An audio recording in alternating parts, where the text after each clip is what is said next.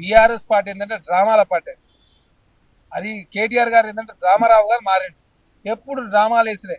ఎందుకంటే తెలంగాణ ఉద్యమంలో డ్రామాలు వేసి తెలంగాణ సమాజాన్ని మైమరిపించినప్పుడు తెలంగాణ రాష్ట్ర అధికారులకు వచ్చిన తర్వాత డ్రామాలే, అన్ని డ్రామాలే. చేయని పని చేసినట్టుగా, చేయాల్సిన పని చేయకపోగా ఆనాడు మొత్తం డ్రామాలు వేసి 9 సంవత్సరాల కాలం పాటు కాలయాపన చేసి తెలంగాణ లూటీ చేసి ఆగమాగం చేసి అప్లపాలు చేసి మైమరిచి ఒక కాళేశ్వరం ప్రాజెక్ట్ మీద పేద బూటకమే క్రియేట్ చేసి ఆనాడు కూడా డ్రామాలు వేసారు. పేద ఎత్తున పవర్ ప్లాంట్ ప్రెజెంటేషన్ చేశారు. కాళేశ్వరరావు గారు నామకరణం చేసుకున్నారు. నేనే కథ కర్మ నేనే ఇంజనీర్ అన్న. మరి ఏమైంది? కాళేశ్వరం ప్రాజెక్ట్ కుంగింది, కూలింది. ఈ డ్రామారావు ఎన్ని డ్రామాలు చేసినా ఖచ్చితంగా బీఆర్ఎస్ పార్టీ ఆదరణ కరువు అవుతా ఉంది. బీఆర్ఎస్ పార్టీ ఉనికి కోల్పోతా ఉంది. కాబట్టి కేటీఆర్ గారు చేసే డ్రామాలను తెలంగాణ సమాజం నమ్మరు నమ్మరు నమ్మరు.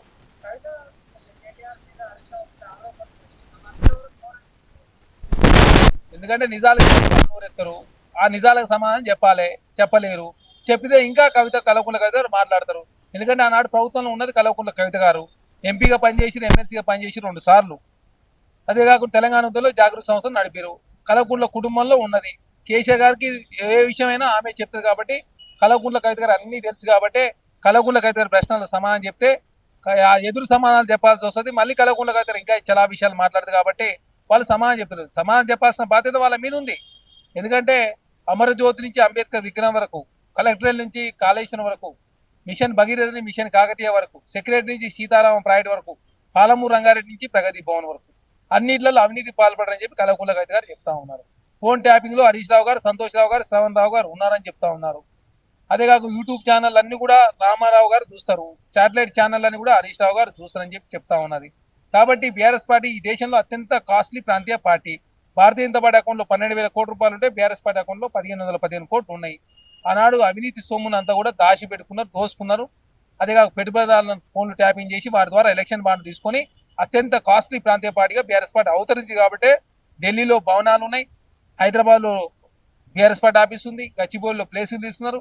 తెలంగాణ రాష్ట్రం ప్రతి జిల్లాలో, ప్రతి నియోజకవర్గంలో, ప్రతి జిల్లా హెడ్ క్వార్టర్లో బీఆర్ఎస్ పార్టీ ఆఫీసులు ఉన్న పరిస్థితి. టీ న్యూస్, నమస్తే తెలంగాణ, తెలుగు స్కైప్ లాంటి ఛానల్ ఏర్పాటు చేసుకొని 100 కోట్ల రూపాయల సంవత్సరానికి ఎఫ్డీ వస్తూ ఉంటే నెలకు 10 కోట్ల రూపాయలు ఖర్చు పెడుతూ కాంగ్రెస్ ప్రభుత్వం విషయం చెప్పే ప్రయత్నం బీఆర్ఎస్ పార్టీ డ్రామాల రూపంలో, అదే ఛానళ్ల రూపంలో, యూట్యూబ్ ఛానల్ రూపంలో కాంగ్రెస్ ప్రభుత్వం విషయం చెప్పే ప్రయత్నం కేటీఆర్ గారు చేస్తూ ఉన్నారు. గుంటనక్కలే కదా అందరూ. ఒకరు మించిన నక్కలు ఇంకొకరు. పెద్ద నక్క కేసీఆర్ అయితే చిన్న నక్కలు ఇవన్నీ కూడా తెలంగాణ సంపద దోసుకున్నారు కాబట్టి 1000 కోట్లు సంపాదించారు. హరీష్ రావు గారు మొయినాబాద్లో ఫామ్ హౌస్ ఉంటుంది, జన్వాడలో కేటీఆర్ గారు ఫామ్ హౌస్ ఉంటుంది, శంకరపల్లిలో కల్వకుంట్ల కవిత గారికి, అదేవిధంగా కేసీఆర్ గారికి ఏమో ఎర్రవెల్లిలో ఫామ్ హౌస్ ఉన్నది, సంతోష్ రావు గారికి కూడా ఫామ్ హౌస్ ఉన్నది ఎక్కడ వెట్టినావలపల్లిలో. కాబట్టి బీఆర్ఎస్ పార్టీలో ఉన్నటువంటి ఎవరైతే ఫోన్ ట్యాపింగ్ పాల్పడో వాళ్ళంతా 1000 కోట్ల రూపాయలు దోసుకున్నారు. తెలంగాణ సంపద కొల్లగొట్టరు, తెలంగాణ ఆగం చేసి తెలంగాణ దివాళ తెచ్చారు.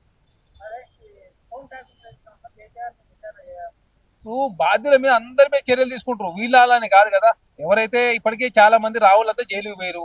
ప్రభాకర్ రావు గారు, భుజంగరావు గారు, ప్రణీత్ రావు గారు, రాధాకిషన్ రావు గారు, అదే కాకుండా శ్రవణ్ రావు గారు విచారణ జరుగుతూ ఉంది. కేటీ రామారావు గారు విచారించారు, హరీష్ రావు గారు విచారించారు, సంతోష్ రావు గారు విచారించారు. రేపు కల్వకుంట్ల కవిత గారు చేయొచ్చు, కేశవ్ గారు కూడా చేయొచ్చు, ఇంకా చాలా మంది చేయొచ్చు. 4,000 పైచలకు బోర్లు ట్యాపింగ్ చేసిరు.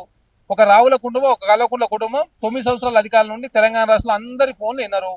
ప్రజాస్వామ్యం లేకుండా చేసిరు. ప్రగతి భవన్లో ఎవరికి ప్రవేశం లేదు, ఫామ్ హౌస్లో ప్రవేశం లేదు, ఇందిరా పార్క్ దగ్గర ధర్నా చేసిన అవకాశం లేదు, మీడియా మీద ఆంక్షలు పెట్టరు, ఎవరిని కలిసే అవకాశం లేదు. తెలంగాణ సంపద దోసుకున్నారు. తెలంగాణ రాష్ట్రంలో ఫోన్లు ట్యాపింగ్ చేసి రెండోసారి అధికారులకు వచ్చిన విషయం తెలంగాణ సమాజం గ్రహించారు. కాబట్టి కాంగ్రెస్ పార్టీ సిట్టు విచారణ జరుగుతుంది. ఈ సిట్టులో మొత్తం పూర్తి స్థాయి అన్ని ఆధారాలతో సహా సిట్టు మొత్తం విచారణ పూర్తయిన తర్వాత ప్రకటిస్తారు.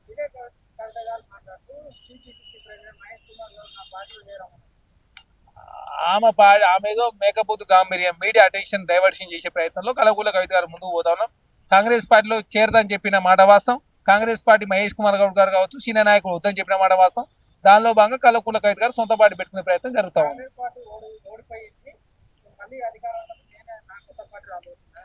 ఇంకా బీఆర్ఎస్ పార్టీ పరిస్థితే చాలా అధ్వానం ఉన్నది. తెలంగాణ రాష్ట్రంలో భారతీయ జనతా పార్టీ పరిస్థితి ఇంకా ఘోరంగా ఉన్నది. ఇక కల్వకుంట్ల కవిత గారు పార్టీ పెట్టుబడి ఏంది, ఆ పార్టీ అధికారులకు వచ్చారు ఎక్కడ, అది కళలా మిగులుతుంది. వాళ్ళు డ్రామాలు వేసి అలవాటు అయింది కదా. డ్రామాల్లో ఏమన్నా స్క్రిప్ట్లో కల్వకుంట్ల కవిత గారు పార్టీ అధికారులకు వస్తాయని చెప్పేసి ఆ డ్రామా స్క్రిప్ట్లో ఏమైనా చూసి ఉండొచ్చు. ఆమె తెలంగాణ సమాజాన్ని డైవర్షన్ చేసే ప్రయత్నం, మీడియా అటెన్షన్ డైవర్ట్ చేసే ప్రయత్నంలో వారు అట్లాంటి వ్యాఖ్యలు చేసి ఉండొచ్చు కాదు.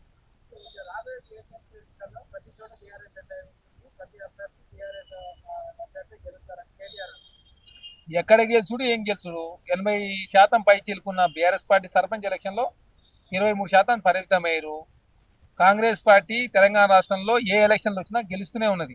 ఎమ్మెల్యే ఎలక్షన్లు 64, ఎంపీ ఎలక్షన్లో 4 నుంచి 8 ఎంపీలు, తర్వాత బై ఎలక్షన్ 2 జరిగితే 2 కాంగ్రెసే. వరంగల్ గ్రాడ్యుయేట్లో కాంగ్రెస్ పార్టీ గెలిచింది.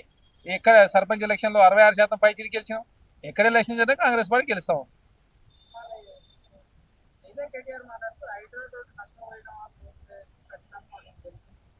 హైడ్రా ద్వారా అద్భుతాలు క్రియేట్ అవుతా ఉన్నాయి.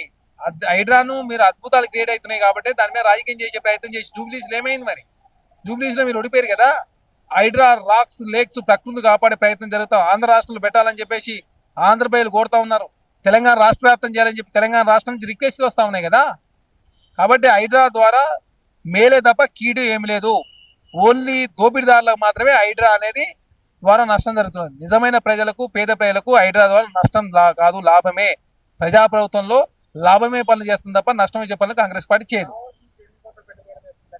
3 సార్లు కదా 30,000 కోట్లు ఉన్న అంతకుముందు వచ్చినాయి, ఇప్పుడు వచ్చినాయి, అంతకుముందు వచ్చినాయి. 3 సార్లు ముఖ్యమంత్రి దావోస్ పోయిండు. అమ్మ పెట్టదు అడుక్కునేది. కేసీఆర్ గారు ఏమో దావోస్ పోడు, పక్క రాష్ట్రాల పోడు, కేంద్రాల దగ్గర పోడు, విదేశాల పోయి పెట్టుబడులు అడిగే పరిస్థితులు మీరు లేరు అన్నాడు. ముఖ్యమంత్రి పోతుంది దాన్ని రాజకీయం చేస్తారు.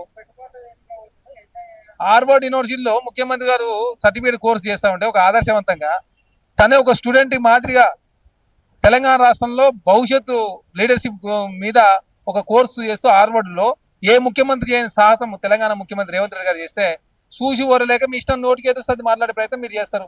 దాన్ని రాజకీయం చేసే ప్రయత్నంలో మీరు చేస్తారు. మేడానానికి కని విని ఎరగని విధంగా తెలంగాణ రాష్ట్రంలో కాంగ్రెస్ ప్రభుత్వం వచ్చిన తర్వాత 251 కోట్లు ఇప్పటివరకు కేసీఆర్ గారు తెలంగాణ రాష్ట్రం ఏర్పడిన తర్వాత అన్ని నిధులు ఇవ్వలేదు. సమైక్య రాష్ట్రం నిధులు ఇవ్వలేదు. అది మేడారం చరిత్రలో అత్యధిక నిధులు ఇచ్చి అత్యధికంగా మేడారం టెంపుల్ డెవలప్మెంట్ చేసింది కాంగ్రెస్ ప్రభుత్వం. అత్యధికంగా సౌకర్యాలు కావచ్చు, అదేవిధంగా ఆ పండుగను ప్రపంచ స్థాయి పండుగ తీసుకునే ప్రయత్నంలో తెలంగాణ రాష్ట్ర కాంగ్రెస్ ప్రభుత్వం ముందుకు పోయింది కాబట్టి ఈరోజు ప్రశంసలు అంతా ఉన్నాయి. కోట్ల మంది భక్తులు వస్తూ ఉన్నారు. అదే కాకుండా మేడారం జాతరను ఇంత పెద్ద ఎత్తున సౌకర్యం కల్పించిన తెలంగాణ ముఖ్యమంత్రి రేవంత్ రెడ్డి గారికి గిరిజన సమాజం కావచ్చు, సమ్మక్క సారక్క భక్తులంతా కూడా హర్షాతిరేకతలు వ్యక్తం చేస్తూ ఉన్నారు. Subscribe us and press the bell icon for more interesting updates.